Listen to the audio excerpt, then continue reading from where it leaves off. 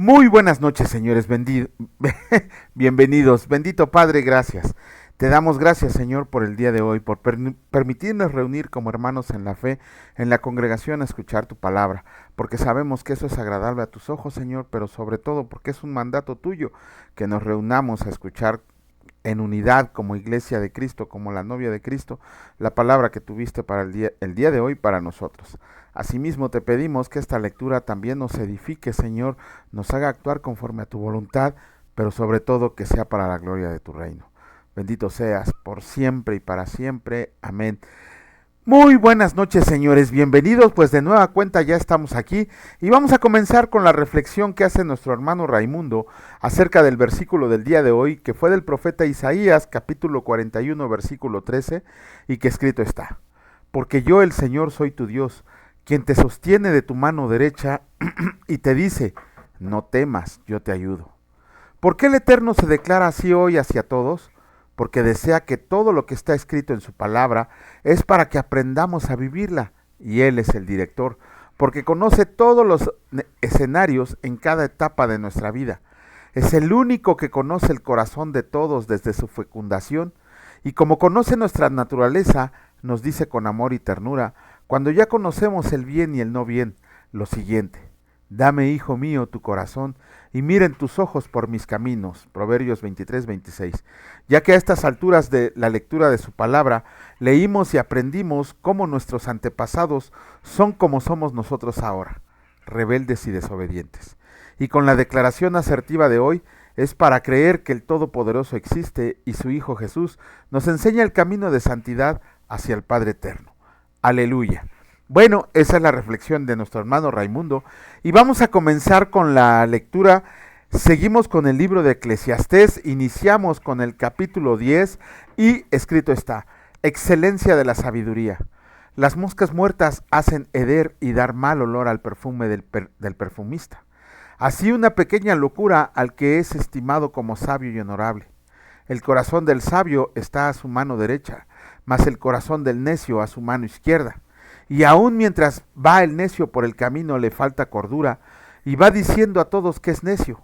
Si el espíritu del príncipe se exalta contra ti, no dejes tu lugar, porque en la mansedumbre hará cesar grandes ofensas. Hay un mal que he visto debajo del sol a manera de error emanado del príncipe. La necedad está colocada en grandes alturas, y los ricos están sentados en lugar bajo. Vi siervos a caballo y príncipes que andaban como siervos sobre la tierra. El que haga hoyo caerá en él, y el que aportillare vallado lo morderá la serpiente. Quien corta piedras se hiere con ellas, al que parte leña en ello peligra. Si se embota el hierro y su filo no fuera molado, hay que añadir entonces más fuerza, pero la sabiduría es provechosa para dirigir.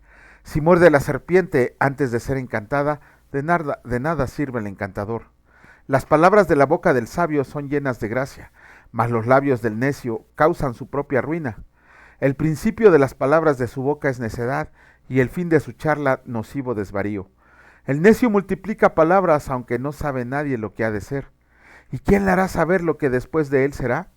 El trabajo de los necios los fatiga, porque no saben por dónde ir a la ciudad.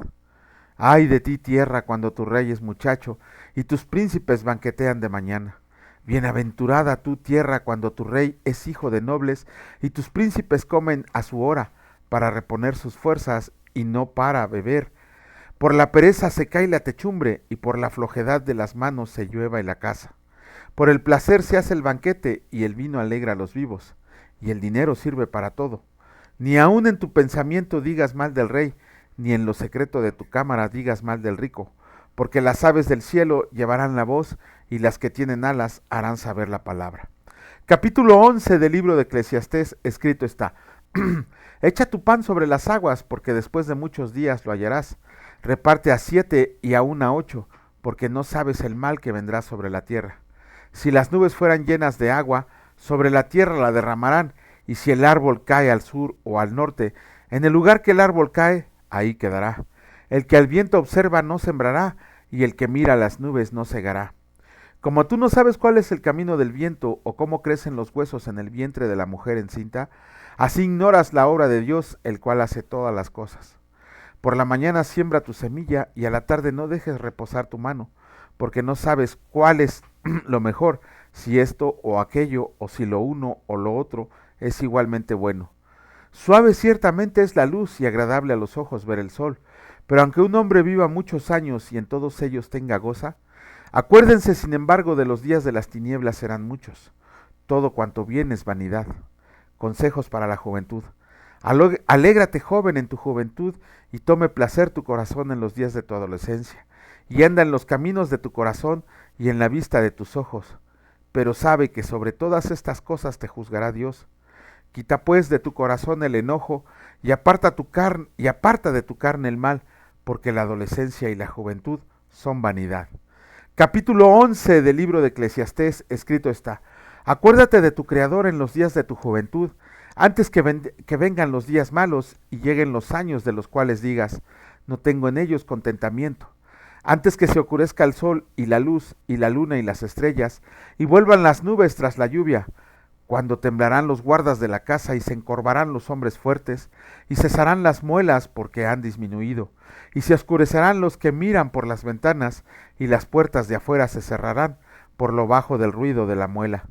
Cuando se levantará la voz del ave, y todas las hijas del canto serán abatidas, cuando también temerán de lo que es alto, y habrá terrores en el camino, y florecerá el almendro, y la langosta será una carga, y se perderá el apetito, porque el hombre vea su morada eterna, y los endechadores andarán alrededor por las calles, antes que la cadena de plata se quiebre, y se rompa el cuenco de oro, y el cántaro se quiebre junto a la fuente, y la rueda sea rota sobre el pozo, y el polvo vuelva a la tierra como era, y el espíritu vuelva a Dios que lo dio. Vanidad de vanidades, dijo el predicador, todo es vanidad. Resumen del deber del hombre. Y cuanto más sabio fue el predicador, tanto más enseñó sabiduría al pueblo, e hizo escuchar, e hizo escudriñar, y compuso muchos proverbios. Procuró el predicador hallar palabras agradables y escribir rectamente palabras de verdad. Las palabras de los sabios son como aguijones, y como clavos hincados son las de los maestros de las congregaciones, dadas por un pastor. Ahora, hijo mío, a más de esto, sea amonestado. No hay fin de hacer muchos libros, y el mucho estudio es fatiga de la carne. El fin de todo discurso oído es este: teme a Dios y guarda sus mandamientos, porque este es el todo del hombre, porque Dios traerá toda obra a juicio, juntamente con toda cosa encubierta, sea buena o sea mala. Bueno, con esto terminamos la lectura de los capítulos del día de hoy. Con esto terminamos la lectura del libro de Eclesiastés. Ya nos echamos otro libro bien rápido. Mañana iniciaremos con el siguiente. De hecho, iniciamos con uno nuevo también del Nuevo Testamento. Vemos en todos los capítulos del libro de Eclesiastés que Salomón, que lo escribió, andaba como muy deprimido, muy abatido por todo lo que había visto debajo del sol, y que nada había contentamiento. Dio muchos consejos y muchas comparaciones entre el sabio y el necio. Habló a los muchachos jóvenes y adolescentes, habló a los padres, habló a los reyes, habló a los civiles, habló a todo el mundo. Salomón a todos les dio consejos, pero a final de cuentas dijo: todo es vanidad y lo que vendrá es vanidad. O sea, él sabía que aún y con tantos libros que se escribieran, no se iba a modificar la conducta de los hombres, sino que al contrario, iban a caer en perversiones más y más y más seguido. Pero al final cierra con un punto clave Salomón. El fin de todo discurso se resume en ¿qué? En temer a Dios y guardar sus mandamientos. Okay. Temer a Dios, un temor reverencial, obedecerlo, serle leal, escucharlo, leerlo, comprenderlo, amarlo, adorarlo, alabarlo, bendecirlo. Todo eso significa el temor de Dios. Saber ser obedientes a lo que Él ha dicho, saber ser obedientes a su palabra, pero sobre todo serle leal y obedientes a Él, que es el creador de todo. Y guardar sus mandamientos significa guardar lo que nos dejó escrito, pero los verdaderos mandamientos que Él escribió, no todas las cosas que la Misná, la Torá y todo eso, que fueron interpretaciones de la ley de Moisés hacia los mandamientos que nos dio el Señor Dios, que a todos les pusieron cargas. Eso es lo que significa verdaderamente vivir la vida, servir al Señor. Una vida que vale la pena es una vida de obediencia a Dios, es una vida de lealtad a Dios, es vivir bajo el servicio de Dios y no estarnos quejando a cada rato de toda la vanidad en la vida, del trabajo que cansa, de las enfermedades que duelen, del dolor que producen las emociones. A final de cuentas todo pasará, dice el predicador, y solamente quedará el espíritu que vuelve al cielo, que vuelve a Dios, lo dice claramente este libro de Eclesiastés. Toda esta carne en la que ahora estamos volverá al polvo, pero el espíritu volverá a Dios. Eso es lo que tenemos que saber, que aun a pesar de que estemos de capa caída muchas veces, preguntándonos por qué hago lo que hago, por qué tengo que servir, por qué tengo que ayudar, por qué tengo que hacer las cosas, por qué tengo que leer, a final de cuentas, todas esas situaciones pasan por una etapa en la cual andamos como de capa caída.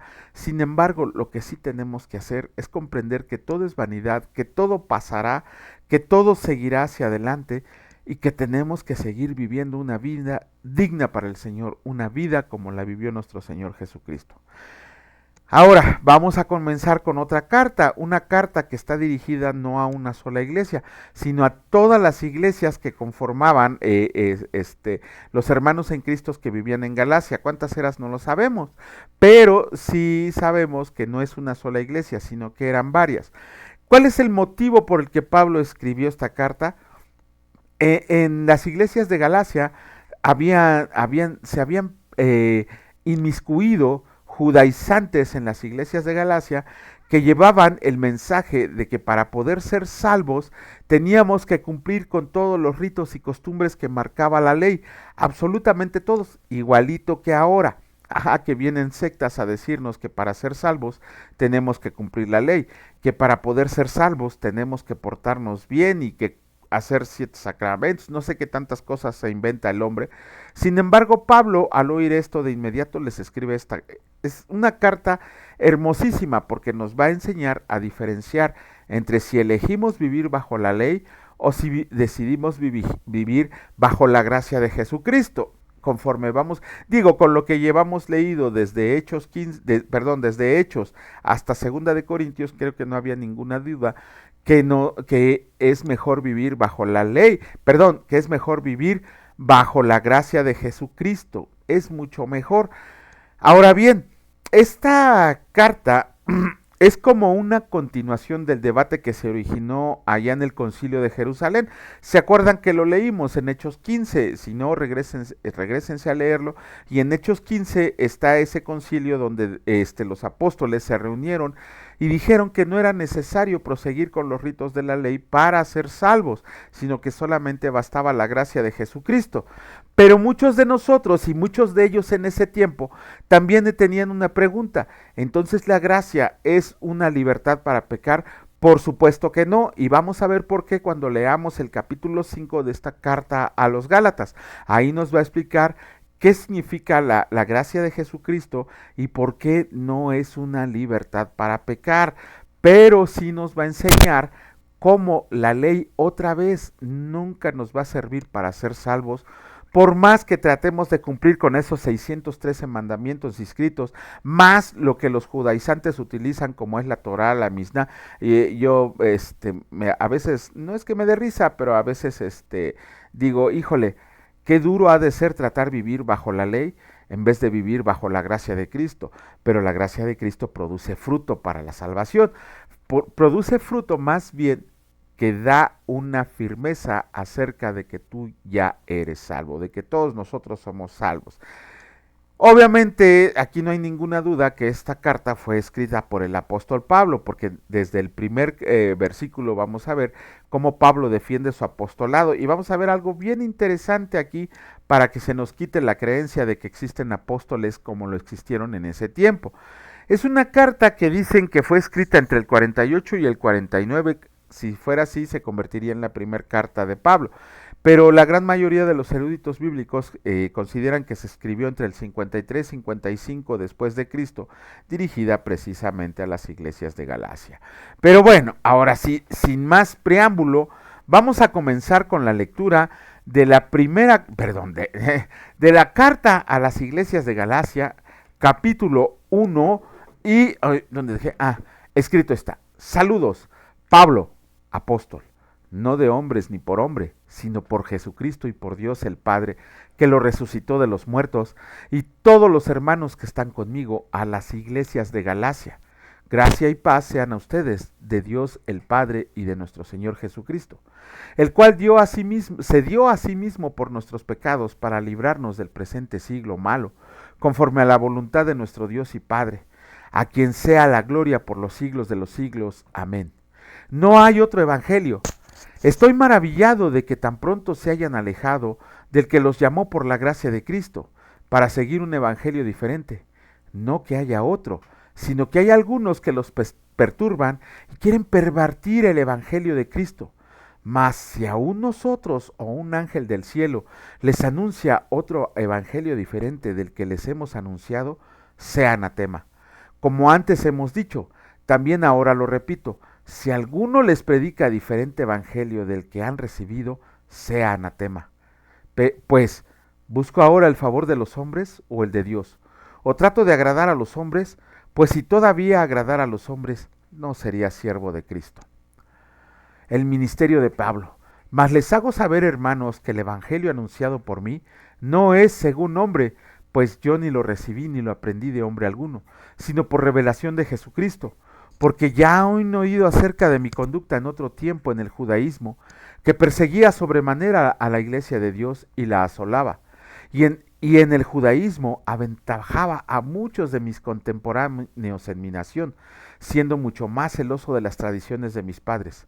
Pero cuando agradó a Dios, que me apartó desde el vientre de mi madre y me llamó por su gracia a revelar a su Hijo en mí, para que yo lo predicara entre los gentiles, no consulté enseguida con carne y sangre, ni subí a Jerusalén a los que eran apóstoles, antes que yo, sino que fui a Arabia y volví de nuevo a Damasco.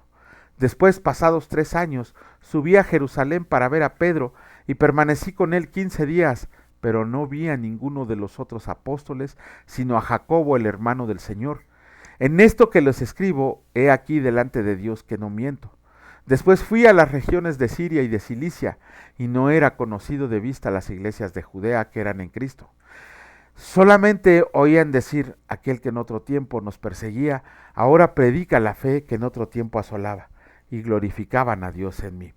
Bueno, vemos que Pablo primeramente nos da un requisito indispensable para ser apóstol, el cual no puede reunir absolutamente ningún hombre que esté vivo después de la ascensión de nuestro Señor Jesucristo, después de su resurrección. ¿Por qué? Porque Pablo lo dice muy claramente en el versículo 1. Dice que él es apóstol, pero no de hombres ni por hombres, sino por Jesucristo y por Dios el Padre. Se recuerdan que en el camino hacia Damasco, cuando fue la conversión de Saulo, el que se le apareció fue Cristo resucitado a Pablo, y él lo nombró apóstol. Ni siquiera fue un hombre como los que ahora te ponen una mano en la cabeza y te dicen, yo te unjo como apóstol y profeta. Esas son payasadas, eso no lo pueden hacer ellos, porque ni siquiera son levitas, y además, si fuera así, entonces ellos tendrían que ser judíos para poder hacer ese tipo de ritos que no valen, que son puros engaños.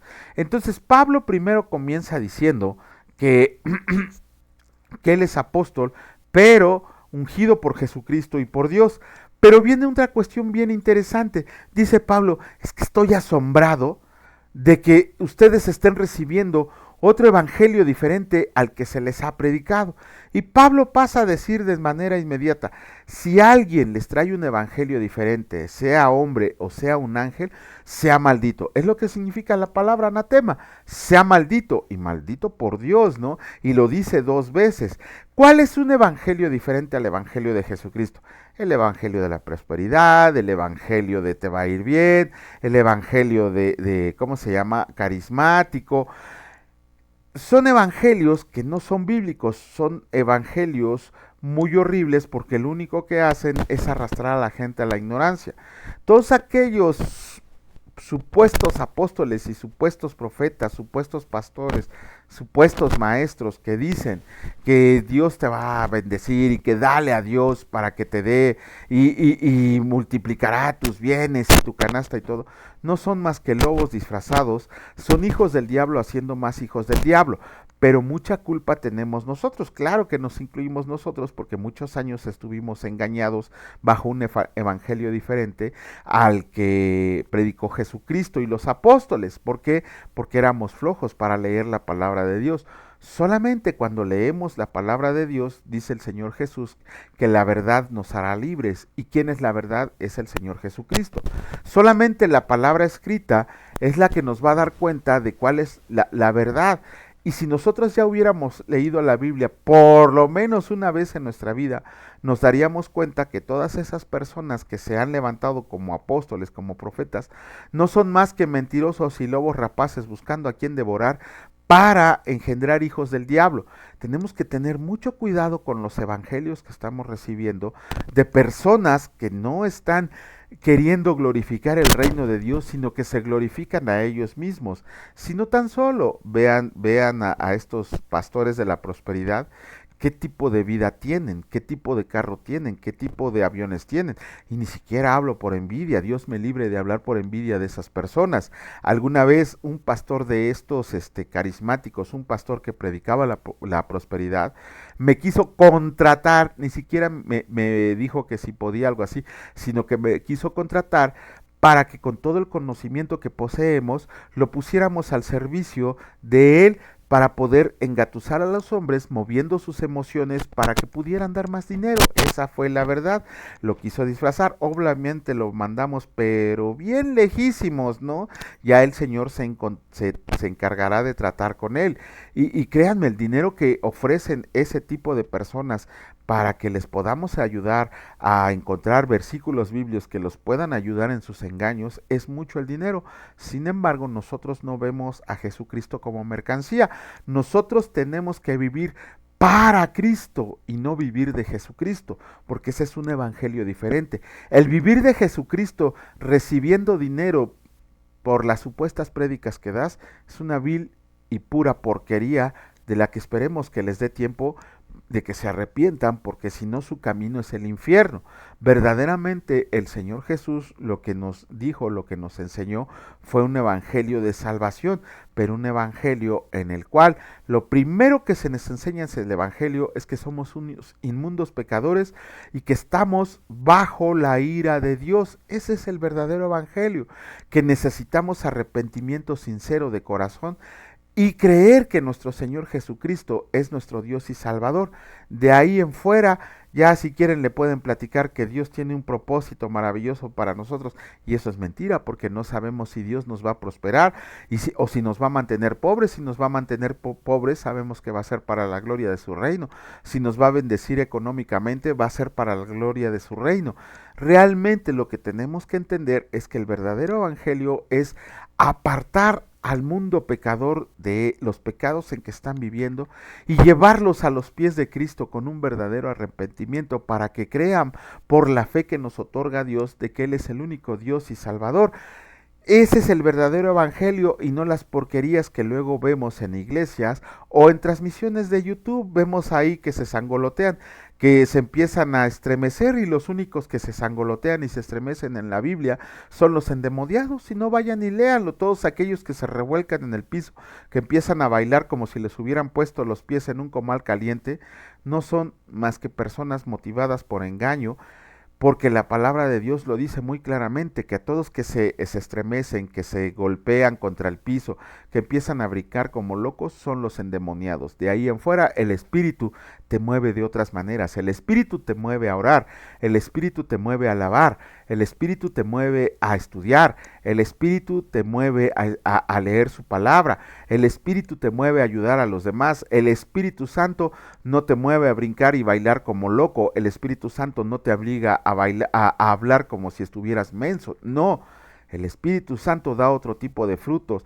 y los vamos a ver en esta carta. Vamos a ver algunos de esos frutos que el Espíritu Santo sí nos provoca. Entonces tengamos cuidado con todos aquellos de los que estamos escuchando el Evangelio, porque lo único que estamos recibiendo son puras mentiras. Bendito Padre, te agradecemos porque sabemos que tú nos has puesto a leer tu palabra diariamente para que podamos llevar tu verdadero evangelio de salvación a todos aquellos que quieren recibirlo. Señor, tú has retardado tu promesa de regresar a nosotros porque no quieres que ninguno se pierda, sino que todos procedan a arrepentimiento, para que podamos estar viviendo una vida hermosa al lado tuyo en ese paraíso. Tú ya sabes quiénes responderán que sí, quiénes responderán que no, pero nosotros no lo sabemos, Señor, y nuestro mandato es que prediquemos el evangelio a todas las naciones y que hagamos discípulos de Jesucristo. Gracias, Señor, por este día. De verdad, gracias, Señor, este hermoso día que aún con aflicciones, tristezas y dolor, tú has permitido que lleguemos a este tiempo y eso es lo más importante, la gloria de tu reino. Bendito seas, mi Señor y Dios Padre Todopoderoso, en el precioso nombre de mi Señor y Salvador Cristo Jesús, por siempre y para siempre. Amén. Que Dios les bendiga, señores, y si Dios lo permite, nos vemos el día de mañana. Cuídense mucho, hasta luego.